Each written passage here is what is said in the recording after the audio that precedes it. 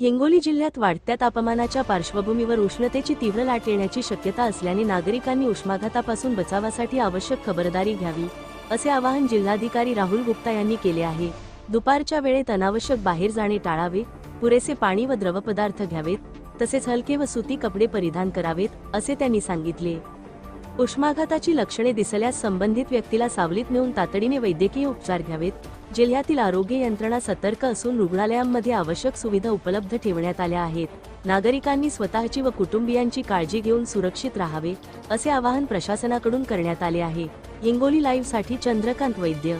जेणेकरून जे आहे ते उष्णतेचे जे प्रमाण आहे तो आपल्याला कमी दिसेल। आणि दुसरं सर्वांना हेच मी एक अनुरोध करू इच्छितो की आपल्या जी रूफ्स आहे, आपल्या घराची जी रूफ्स आहे ज्याच्यामध्ये आपण राहतात, त्याला जे आहे आपण थोडा जसं आता आमच्याकडे बाय लॉज आलेले आहेत, अमरावती जिल्ह्यामध्ये कूल बाय लॉजचं एक प्रकरण त्यांनी घेतलेलं आहे।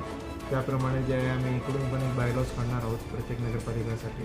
त्याच्यामध्ये जे आहे आपण आपली रूफची ट्रीटमेंट एक इको फ्रेंडली वेमध्ये करून एक आपण आपली घराचं जे तापमान आहे तो फार कमी करू शकतो।